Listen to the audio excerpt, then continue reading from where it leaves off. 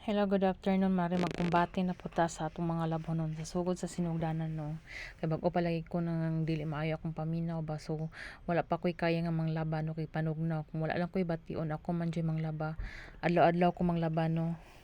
Tulogon na akong bata, kung mata ang bata ako na pong daganon, akong tabyugon matulog mo dali-dali na pukupan laba.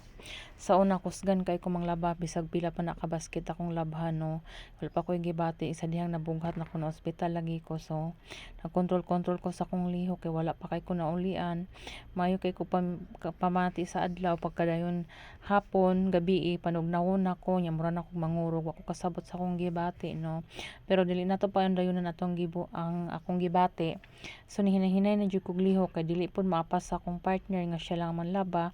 Kay kapoy na gud na siya dadaan niya, napay bata magmata-mata og adlaw.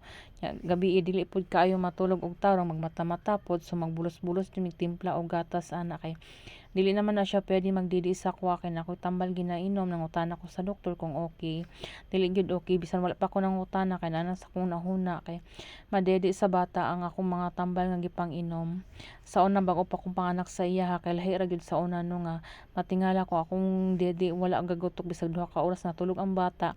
Dili siya makadedi sa una nga isa lang ka oras, wa pa isa ka oras kagutok niya nagagas akong kuan nya dili siya makadede. So karon murag kanang gutumon pa siya niya, natingala ko kay naa day ko gipamati no, so napugos jud mig palit og gatas sa iya sa feeding bottle. Amo siyang gimix sa atong una, human kay gipalitan namo siya nasudyon atong una kay dili man siya kauyon magpururot siya, so nisamot og kamahal gibuna namo, so mao na ihang gatas karon.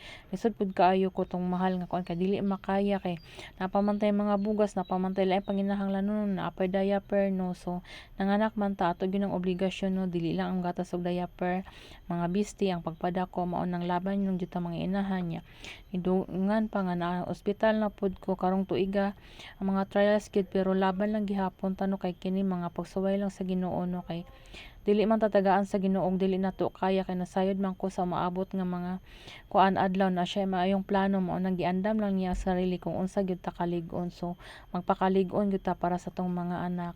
So kani mga labhonon pa lang na usahay kung una-una kong kapoy wa joy mahimo, so nang laban na gyud ko gahapon kay padung naman mag-ulan ganina, so ginahinayan akong hipos no, nag-ulan jud ma tama-tama pag human ako panghipos sa mga nilabhan ning ulan, so uga naman ang uban ginahinayan na lang po na akong pamilo diri nya kani nagkaguliyang man so ako na pong gipile og utro, akong gipanglain mga sinina ni Pulin, mga panty, mga shorts ug uban pa. Wala lang nako nagilahi-lahi kay kabalo naman kung asa na panguhaon.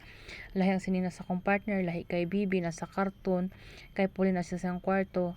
So gilain na nako ning kuan si Pulin na akong ginapalabas sa iyang sinina karong mga uhay mga adlaw para maanad pud siya, makabalo siya, magatiman siyang kagalingon kung kabalo siya unsaon panglaba kay dako naman siya no.